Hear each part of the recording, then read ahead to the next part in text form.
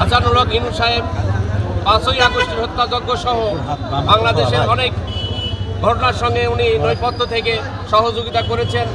আপনারা এও জানেন, আপনারা সাংবাদিক হিসাবে, মাহমুদুর রহমান সাহেব আমার দেশ পত্রিকার সম্পাদক, তাকে কি নির্মমভাবে আদালত চত্বরে কিভাবে তাকে নির্যাতন করা হয়েছিল, তার উপরে অমানবিক আচরণ করা হয়েছিল, যেটা আপনারা সবাই জানেন। এই হত্যার উদ্দেশ্যে সেই মামলায় আজকে তাকে সন অ্যারেস্ট করা হয়েছে।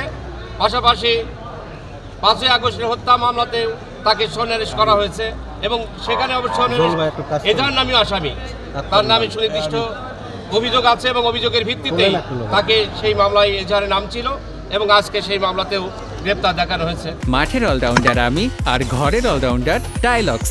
টাইলক্স টয়লেট ক্লিনার, ক্লিন মানেই টাইলক্স। এই মুহূর্তে আরো তার বিরুদ্ধে আরো মামলা আছে। এই মুহূর্তে 2টো মামলায় তাকে দেখানো হয়েছে। রিমান্ডের বিষয়ে তদন্তকারী কর্মকর্তা আছেন, যিনি ইনভেস্টিগেশন করছেন, তিনি প্রপার ওয়েতে শিডিউল ভিত্তিতে তারা বিজ্ঞ আদালতে দিলে আবেদন করলে সেটার উপরে ভিত্তি করে পরবর্তীতে শুনানি হবে। আদালত তো তার ব্যক্তি দায়িত্ব পালন করেছেন, যেহেতু তার বিরুদ্ধে সুনির্দিষ্ট অভিযোগ আছে, তার বিরুদ্ধে গ্রেপ্তারি পরোয়ানা ইস্যুর জন্য তাকে আবেদন করা হয়েছে এবং সেই আবেদনের প্রেক্ষিতে আদালত তার যথাযথ রুটিন মাফিক যে কাজটি সেটি আদালত করেছেন। তাকে কারাগারে পাঠালেন এবং তাকে কারাগারে প্রেরণ করেছেন, কুষ্টিয়া কারাগারে প্রেরণ করেছেন। কারাগারে তো আছেই উনি। কোন দুটো মামলা?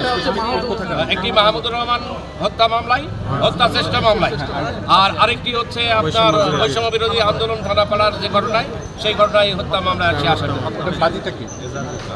5ই আগস্টের ঘটনায় শরীফুল ইসলাম।